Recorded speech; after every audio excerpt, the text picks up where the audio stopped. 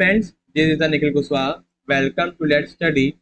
इस वीडियो में हम डिस्कस करेंगे सीटेट के क्वेश्चन पेपर्स जो दिसंबर जनवरी 2021 के ऑनलाइन एग्जाम कंडक्ट कराए गए थे सीबीएसई के द्वारा। तो फ्रेंड्स, हम लोग वीडियो में डिस्कशन करेंगे ऑनलाइन एग्जाम के प्रीवियस ईयर क्वेश्चन पेपर को सॉल्व करेंगे और डिटेल में डिस्कस करेंगे। अगर आप हमारे यूट्यूब चैनल लेट्स स्टडी में पहली बार आए हैं या विजिट किया है तो हमारे चैनल लेट्स स्टडी को सब्सक्राइब करें, बेल आइकन को प्रेस करें ताकि आपको सभी एजुकेशन वीडियोस के अपडेट टाइम से मिल सकें। वीडियो सेशन को लाइक करें और शेयर भी करें अपने फ्रेंड्स को जो सीटेट एग्ज़ाम और अदर टीचर रिलेटेड एग्ज़ाम की तैयारी कर रहे हैं। तो फ्रेंड्स, वीडियो सेशन को स्टार्ट करते हैं। तो आज हम वीडियो में डिस्कशन करेंगे ईवीएस के यानी कि इन्वायरमेंटल स्टडीज़ के 15 पेडागॉजी बेस्ड क्वेश्चन जो रिलेटेड ऑनलाइन एग्ज़ाम 2021 में पूछे गए थे। तो फ्रेंड्स, आज हम लोग 29 दिसंबर 2021 के पेपर 1 के ईवीएस पार्ट के 15 पेडागॉजी क्वेश्चंस को सॉल्व करेंगे और डिटेल में डिस्कस करेंगे।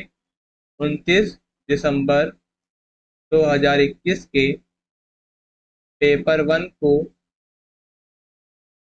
को डिस्कस करेंगे और 29 दिसंबर 2021 के पेपर 1 में हम सब्जेक्ट को डिस्कस करेंगे ईवीएस के 15 पेडागॉजी क्वेश्चंस को सॉल्व करेंगे और डिटेल में डिस्कस करेंगे। तो चलिए फ्रेंड्स, वीडियो को स्टार्ट करते हैं। फ्रेंड्स, क्वेश्चन नंबर 76 से हमारे ईवीएस के 15 पेडागॉजी बेस्ड क्वेश्चन स्टार्ट होते हैं। हमारा पहला क्वेश्चन है, इन class third a teacher Joseph while teaching the chapter could we eat ask student to discuss what they ate yesterday, what is the objective of this discussion। कक्षा 3 में हमारा भोजन नामक अध्याय को पढ़ाते समय शिक्षक जोसेफ विद्यार्थियों से आपस में चर्चा करने को कहते हैं कि उन्होंने कल क्या खाया था। इस चर्चा का क्या उद्देश्य है। आपके ऑप्शन दिए गए हैं, तो आपको क्वेश्चन के अकॉर्डिंग क्वेश्चन के अनुसार आपको बताना है कि कौन सा ऑप्शन सही है। तो 76 का आपका आंसर जो होगा, भोजन की विविधता के पहलुओं को साझा करना, ऑप्शन नंबर सेकंड। देखिए, जो आपका भोजन की विविधता है, प्राथमिक चरण में पर्यावरण एक ऐसा विषय है जिसे विषय वस्तु के आधार पर विकसित किया जाता है। भोजन, क्योंकि भोजन के बिना जीवित रहना असंभव है। छात्रों को भोजन और उनके संसाधनों और उसके महत्व के बारे में पर्याप्त ज्ञान होना चाहिए। इस समाज में अलग अलग लोग अलग अलग तरह का भोजन करते हैं। जब चर्चा करने के लिए कहा जाए तो प्रत्येक छात्र अलग अलग खाद्य पदार्थ का नाम बता सकता है। इसलिए छात्र यह जान सकते हैं कि विभिन्न प्रकार के भोजन का सेवन किया जाता है। छात्र कई तरह के नए खाद्य पदार्थों के बारे में जान सकते हैं जिन्होंने उन्होंने पहले नहीं देखा हो। चलिए अब आगे बढ़ते हैं। क्वेश्चन नंबर 77 है आपका, इन क्लास 4 चैप्टर 5 एंटिया and the honey bee are true story of Anita Kushwaha has been narrated highlighted her as a girl star. What is the most appropriate objective of such an initiatives. यानी कि कक्षा 4 5वां अध्याय अनीता एवं मधुमक्खियों में अनीता कुशवाहा नाम की एक लड़की की सच्ची कहानी है। कुशवाहा ये होगा कुशवाहा इस तरीके से लिखा जाएगा, कुशवाहा। ठीक, जो अनीता कुशवाहा है, अनीता कुशवाहा नामक की एक लड़की की सच्ची कहानी है जिसमें उसका वर्णन एक बालिका सितारा के रूप में उजागर किया गया है। इस प्रकार की पहल का सर्वाधिक उपयुक्त उद्देश्य क्या है। आपके ऑप्शन दिए गए, तो आपको बताना है कि क्वेश्चन के अकॉर्डिंग कौन सा ऑप्शन सही होगा। तो 77 का आपका आंसर होगा ऑप्शन नंबर सेकंड, यह दर्शाना कि शक्ति बल का शक्ति किस प्रकार गतिशील है तथा समानता एवं सशक्तिकरण को प्रदर्शित करता है, ऑप्शन नंबर सेकंड। ठीक, देखिए, जो आपका कक्षा 4 के अध्याय में अनीता और मधुमक्खियां एक सच्ची कहानी है। एक अनीता कुशवाहा एक बालिका सितारा है। बालिका सितारा एक ऐसा प्रोजेक्ट है जो उन साधारण लड़कियों की असाधारण कहानी बताता है जिन्होंने स्कूल जाकर अपनी जीवन जाकर अपना जीवन बदल दिया है। अनीता आसपास के सभी गांवों से भी सभी को जानती है। वह गांव की सभी सभाओं में जाती है और बात करती है कि सभी के लिए पढ़ाई करना कितना महत्वपूर्ण है। कभी कभी लोग उसका मजाक उड़ाते हैं, लेकिन अनीता जानती है कि वह क्या करना चाहती है। वह बिल्कुल वही करती है जो वह चाहती है। अनीता एक थोक व्यापारी बनना चाहती है ताकि वह ग्रामीणों को उनके शहद का सही मूल्य दिलाने में मदद कर सके। चलिए फ्रेंड्स, अब आगे बढ़ते हैं। क्वेश्चन नंबर 78 है आपका। In class in class fourth, the chapter on the world in my home, a story on Akshay, tell about how his grandmother tell him not to eat or drink at Anil's home.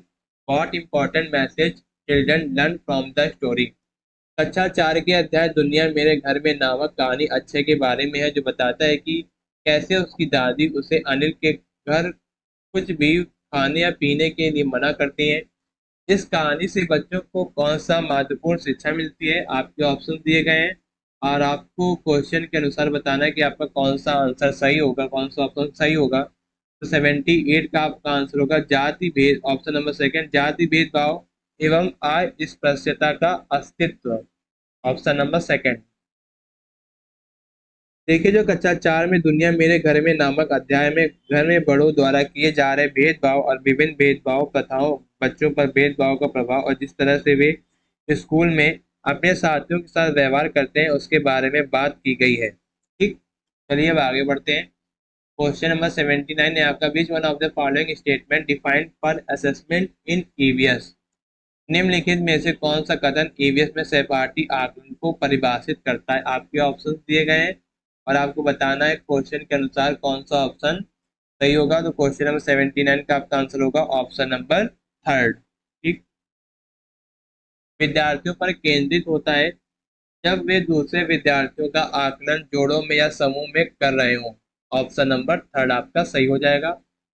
ठीक, देखिए, जो सहकर्मी मूल्यांकन है आपका, एक ऐसी प्रक्रिया जिसके तहत छात्र या उनके साथी शिक्षक के मानक के आधार पर असाइनमेंट या टेस्ट ग्रेड देते हैं। इस अभ्यास का उपयोग शिक्षकों के समय को बचाने और पाठ्यक्रम सामग्री के बारे में छात्रों की समझ में सुधार करने के साथ साथ उनके अधिसंज्ञान कौशल में सुधार के लिए किया जाता है। चलिए अब आगे बढ़ते हैं। क्वेश्चन नंबर 80 है आपका। In class third chapter work we do the story of Deepali is to focus on. कक्षा थर्ड के अध्याय हम चीजें कैसे बनाते हैं में दीपावली की कहानी किस पर केंद्रित है? आपके ऑप्शंस दिए गए हैं और आपको बताना है कि क्वेश्चन के अनुसार कौन सा ऑप्शन सही हो जाएगा। तो 80 का आपका होगा ऑप्शन नंबर थर्ड, घरेलू काम काज में लिंग संबंधी भेदभाव की अवधारणा, ऑप्शन नंबर थर्ड आपका सही होगा। देखिए, जो तीसरी कक्षा में अध्याय हम चीजें कैसे बनाते हैं, एक लड़की दीपावली के बारे में बताती है। उसने कक्षा 3 तक पढ़ाई की। 3 साल पहले अब उसे छोटे भाई का जन्म हुआ तो उसने उसकी देखभाल करने के लिए घर पर ही रहना पड़ा। वह अब और पढ़ाई नहीं कर सकती थी। उसे लगता था कि किताबें पढ़ने से उसे शांति मिलती है। उसे लगता था कि किताबें पढ़ने से उसे शांति मिलती है। ठीक, चलिए अब आगे बढ़ते हैं। क्वेश्चन नंबर 81 है आपका। Oral history is an important mean to collect experience of a specific group of the society. In this context, indicate the statement that best illustrate its uses. यानी कि मौखिक इतिहास समाज के विशिष्ट समूह के अनुभवों को समन्वय करने का महत्वपूर्ण साधन है। इस संदर्भ में इंगित कीजिए कि कौन कौन सा कथन इसके उपयोग को सबसे अच्छी तरह दर्शाता है। आपके ऑप्शंस दिए गए हैं और आपको बताना है कि कौन सा ऑप्शन सही होगा। तो 81 का आपका आंसर हो जाएगा ऑप्शन नंबर थर्ड, शिक्षक अपने छात्रों से उनके दादा दादी नाना नानी के स्वतंत्रता संग्राम के अनुभव को एकत्र करने को कहते हैं, ऑप्शन नंबर थर्ड। ठीक, जो मौखिक इतिहास है अध्ययन का एक क्षेत्र है और पिछली घटनाओं में लोगों, समुदाय और प्रतिभागियों के मत और यादों को इकट्ठा करने, संरक्षित करने और व्याख्या करने का एक तरीका है। आमतौर पर दादा दादी बच्चों को खुश करने या उनका मनोरंजन करने के लिए कई कहानियां सुनाते हैं। वे स्वतंत्रता और देश के लिए संघर्ष कर अपने दादा दादी की कहानियां, नाना नानी कहानियां सुनकर प्रेरित हो सकते हैं, मौखिक इतिहास के कारण यह बच्चों के दिमाग में लंबे समय तक बना रहता है। ठीक, चलिए अब आगे बढ़ते हैं। क्वेश्चन नंबर 82 है आपका। Mapping skills are the essential for a student to understand space suggested which of the following statements about maps are correct.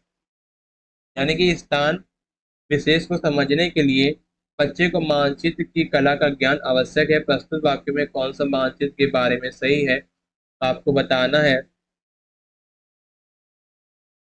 कौन सा सही है। बी सही है और डी सही है। B and D. बी क्या है? वस्तुओं, दीवारों, सड़कों आदि के लिए हम चिन्हों का प्रयोग करते हैं। मानचित्र में उत्तर दिशा में सदैव सबसे ऊपर के हाशिए पर होती है। तो ए आपका कौन सा सही हो जाएगा? बी सही हो जाएगा और डी सही। B and D. ठीक, बी और डी किसमें है? ऑप्शन नंबर सेकंड में। देखिए, जो एक मानचित्र है पृथ्वी की सतह एक प्रतिनिधित्व या एक चित्र है, या इसका एक हिस्सा एक समतल सतह पर एक पैमाने के अनुसार खींचा जाता है, लेकिन आकृति को पूरी तरह से समतल करना असंभव है। चलिए अब आगे बढ़ते हैं। क्वेश्चन नंबर 83 है आपका। Which of the following is the best resource to discuss the issue water scarcity and its impact on any region. यानी कि निम्नलिखित में से कौन सा साधन जल के अभाव एवं इसकी किसी क्षेत्र पर पड़ने वाले प्रभाव की चर्चा का सर्वोत्तम माध्यम है। आपके ऑप्शन दिए गए हैं और आपको बताना है क्वेश्चन के अकॉर्डिंग कौन सा ऑप्शन सही होगा। तो 83 का आपका आंसर होगा समाचार पत्र की रिपोर्ट्स। ठीक, ऑप्शन नंबर 4। ठीक, देखिए, जो जल का अभाव है, समाचार पत्र की रिपोर्ट जल की कमी से जूझ रही कॉलोनी की मौजूदा स्थिति को दर्शाता है। जल की कमी से जूझ रहे लोगों को होने वाली जल से संबंधित बीमारियों जैसे अतिरिक्त समस्याओं को भी समाचार पत्र की रिपोर्ट में स्पष्ट रूप से समझाया गया है। चलिए अब आगे बढ़ते हैं। क्वेश्चन नंबर 84 है आपका। Which of the following statement is true in relation to understand students learning EVS. विद्यार्थियों की ईवीएस सीखने के संदर्भ में निम्न में से कौन सा कथन सही है। आपके ऑप्शंस दिए गए हैं, गिवन है, तो आपको बताना है क्वेश्चन के अनुसार कौन सा ऑप्शन सही है। तो 84 का आपका आंसर जो हो जाएगा ऑप्शन नंबर 4। विद्यार्थियों के सीखने का तरीका सर्पिल पेचदार होता है। प्रत्येक बच्चा अद्वितीय होता है। वह परिस्थितियों में सीखना व प्रतिक्रिया अपने ढंग से देता है। यानी कि ब्रूनर ने इस विचार को विकसित किया है कि यदि जटिल सामग्री को आवश्यक विचारों में तोड़ दिया जाए तो कोई भी छात्र किसी भी विषय को सीख सकता है। उन्हें एक सर्पिल पाठ्यक्रम की आवश्यकता विकसित की थी। ब्रूनर के अनुसार सीखना एक सक्रिय प्रक्रिया है जिसमें शिक्षार्थी अपने वर्तमान पूर्व ज्ञान के आधार पर नए विचारों और अवधारणाओं का निर्माण करते हैं। शिक्षार्थी सूचना का चयन और परिवर्तन करता है और परिकल्पनाओं का निर्माण करता है तथा निर्णय लेता है, और ऐसा करने के लिए संज्ञानात्मक संरचनाओं पर निर्भर होता है। चलिए फ्रेंड्स, अब आगे बढ़ते हैं। क्वेश्चन नंबर 85 है आपका। Portfolio is an important assessment tool for assessing student learning, which among the following statement define portfolios in the more appropriate manner। यानी कि विद्यार्थियों के सीखने का मूल्यांकन करने के लिए फाइल या पोर्टफोलियो का एक महत्वपूर्ण उपकरण है। जिनमें से कौन सा वाक्य पोर्टफोलियो को सर्वाधिक उपयुक्त तरीके से परिभाषित करता है। आपके ऑप्शंस दिए गए हैं और आपको क्वेश्चन के अकॉर्डिंग बताना है कि कौन सा आंसर सही होगा, कौन सा ऑप्शन सही होगा। तो 85 का आपका आंसर हो जाएगा ऑप्शन नंबर 4। एक निश्चित समय में विद्यार्थियों के कार्यों को इकट्ठा करना, एकत्रित करना, अधिकतर दिन प्रतिदिन के कार्य या विद्यार्थी के सर्वोत्तम कार्य को चुन लेना। ऑप्शन नंबर 4 आपका सही हो जाएगा। देखिए, जो पोर्टफोलियो है, पोर्टफोलियो मूल्यांकन एक विशिष्ट विषय क्षेत्र में छात्र के ज्ञान, कौशल और दृष्टिकोण के विकास की जांच के लिए शिक्षक और छात्र द्वारा उपयोग किए जाने वाले साक्ष्य का एक व्यवस्थित और संगठित संग्रह है। चलिए अब आगे बढ़ते हैं। क्वेश्चन नंबर 86 है आपका। Conflict issue surface quite often in the classroom as a teacher when a student brings about a socio cultural issue for a discussion, how would you respond. कक्षा में विरोध की परिस्थिति अक्सर उजागर होती है जब कोई छात्र किसी सामाजिक सांस्कृतिक विषय पर चर्चा प्रारंभ करता है। तब एक शिक्षक के रूप में आपकी क्या प्रतिक्रिया होगी। आपके ऑप्शंस ये दिए गए हैं और आपको बताना है कि कौन सा ऑप्शन आपको सही लगता है, तो 86 का आपका आंसर हो जाएगा ऑप्शन नंबर 4। छात्र से कहेंगे कि अपने अनुभव साझा करें और कक्षा में इस विषय पर संबोधन करें, ऑप्शन नंबर 4। ठीक। देखिए, जो सामाजिक सांस्कृतिक है, सामाजिक और सांस्कृतिक कारकों से संबंधित एक शब्द है जिसका अर्थ है जन समूह में मौजूद सामान्य परंपराएं, आदतें, पैटर्न और विश्वास। सामाजिक कारकों में जनसंख्या का आकार, धन और आय असमानताएं शामिल है। सांस्कृतिक मुद्दों में भाषा और धर्म भी शामिल है। चलिए अब आगे बढ़ते हैं। क्वेश्चन नंबर 87 है आपका। A teacher is keen that her students develop an understanding about plants. What among the following does she need to do? तो 87 का आपका आंसर हो जाएगा ऑप्शन नंबर। एक अध्यापिका की इच्छा है कि उसके छात्रों में वनस्पतियों के बारे में समझ व ज्ञान विकसित हो।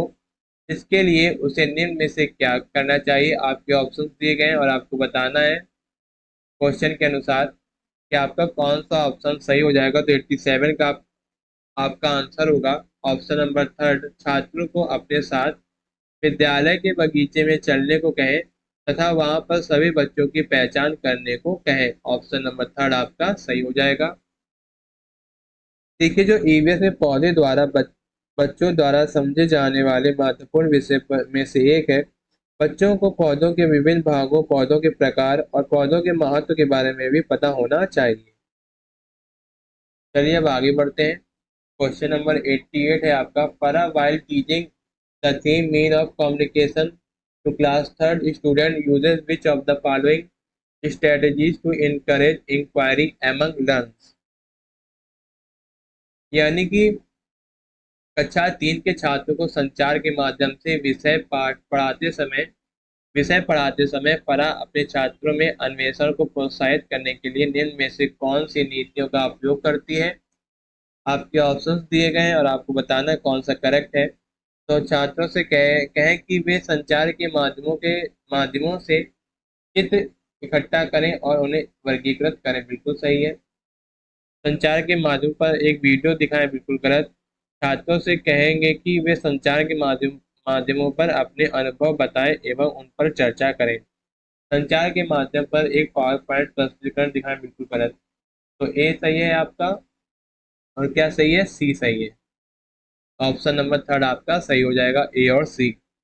देखिए, जो आपका संचार है, संचार बोलकर, लिखकर या किसी अन्य माध्यम से सूचनाओं का आदान प्रदान किया जाता है। जैसे संदेश भेजने के साधन है क्रम आदि, टेलीफोन, टेलीग्राम, रेडियो और टेलीविजन सहित संचार के कुछ साधन हैं।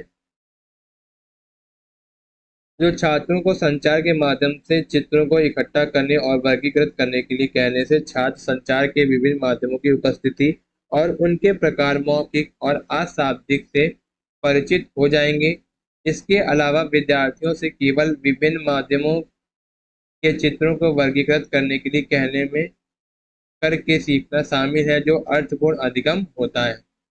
चलिए फ्रेंड्स, अब आगे बढ़ते हैं। क्वेश्चन नंबर 89 है आपका।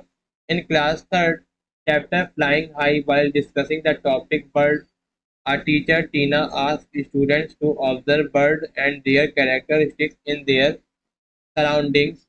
The purpose of this activity is to, यानी कि कक्षा 3 के अध्याय ऊंची उड़ान में पक्षियों के विषय में चर्चा करते हुए शिक्षक टीना छात्रों से कहती है कि वे अपने आसपास पक्षियों व उनकी विशेषताओं का अवलोकन करें। इस क्रियाकलाप का लक्ष्य है। तो आपके ऑप्शंस दिए गए हैं और आपको बताना है कि कौन सा ऑप्शन करेक्ट होगा क्वेश्चन के अनुसार। तो क्वेश्चन नंबर 89 का आपका आंसर हो जाएगा ऑप्शन नंबर 3, छात्रों में पक्षियों के प्रति रुचि विकसित करना, ऑप्शन नंबर 3। ठीक। देखिए, जो कक्षा 3 का अध्याय है ऊंची उड़ान, विभिन्न प्रकार के पक्षियों और उनके विशेषताएं जैसे शरीर की आकृति और संरचना, चोंच के प्रकार और विभिन्न पक्षियों के रंग के बारे में है। इस अध्याय का उद्देश्य है कि बच्चों में पक्षियों के प्रति रुचि और बुनियादी समझ विकसित करना। चलिए फ्रेंड्स, अब आगे बढ़ते हैं। हमारा आखिरी क्वेश्चन है question number 90। Seema and EVS teacher asked student to collect object around them like metal pen, steel spoon, plastic spoon, and put the objects one by one in a bucket of water and observe whether they float or sink. Student asked her why steel spoon thing, but plastic spoon floor she did not think it was necessary to introduce density to explain to them because यानी कि सीमा एक EVS अध्यापिका छात्रों को अपने आसपास की वस्तुओं को संग्रहित करने के लिए कहती है। उन वस्तुएं जैसे धातु का पेन, स्टील की चम्मच, प्लास्टिक की चम्मच आदि को पानी की बाल्टी में डालकर देखेंगे वे तैरती हैं अथवा डूबती हैं। छात्रों ने पूछा कि स्टील की चम्मच क्यों डूबी और प्लास्टिक की चम्मच क्यों तैरती रही। वे छात्रों को घनत्व के बारे में बताना आवश्यक नहीं समझती है क्योंकि आपके ऑप्शंस हैं दिए गए हैं और क्वेश्चन के अकॉर्डिंग आपको बताना है कि कौन सा ऑप्शन सही हो जाएगा। तो 90 का आपका आंसर हो जाएगा ऑप्शन नंबर सेकंड। वे घनत्व की वैकल्पिक अवधारणाएं बना लेंगे। ऑप्शन नंबर सेकंड आपका सही हो जाएगा। देखिए जो घनत्व है यानी कि density, density is defined as the ratio of the mass of the object to the volume of the object, यानी कि घनत्व को वस्तु के द्रव्यमान और वस्तु के आयतन के अनुपात के रूप में परिभाषित किया जाता है। विभिन्न पदार्थों के अलग अलग घनत्व होते हैं। घनत्व के लिए गणितीय की अभिव्यक्ति इस प्रकार है। Density equal to mass upon volume, यानी कि घनत्व इक्वल टू द्रव्यमान अपॉन आयतन। किसी पदार्थ का द्रव्यमान किलोग्राम में है और आयतन लीटर में व्यक्त किया जाता है। ठीक, तो फ्रेंड्स हमारे ईवीएस के 15 पेडागॉजी क्वेश्चंस यहीं पर ही कंप्लीट होते हैं। आई होप आपको वीडियो पसंद आया होगा, डिस्कशन पूरा पसंद आया होगा। इस क्वेश्चन पेपर को हमने बहुत ही डिटेल में डिस्कस किया है और यह पेपर बहुत ही इम्पोर्टेंट है। जो लोग टीचिंग एग्जाम की तैयारी कर रहे हैं जिसमें ईवीएस सब्जेक्ट पूछा जाता है यानी कि इन्वायरमेंटल स्टडी सब्जेक्ट पूछा जाता है, जो लोग टीचिंग एग्जाम की तैयारी कर रहे हैं तो वीडियो को लाइक करें और शेयर भी करें अपने फ्रेंड्स को, ताकि यह वीडियो उनके लिए बहुत ही हेल्पफुल रहे। और वीडियो अच्छा लगा हो और पसंद आया हो तो हमारे चैनल लेट्स स्टडी को सब्सक्राइब करें, बेल आइकन को प्रेस करें ताकि सभी लेटेस्ट वीडियो के अपडेट्स आपको टाइम से मिल सकें। This was the Nikhil Prasad. Thank you guys, thank you watching my videos. मिलते हैं अगले वीडियो में जिसमें हम लोग डिस्कशन करेंगे नेक्स्ट सीटेड एग्जाम का नेक्स्ट क्वेश्चन पेपर को सॉल्व करेंगे और डिटेल में समझेंगे। All the very very best for the seated July 2023 exam. मिलते हैं अगले वीडियो में। थैंक यू, धन्यवाद।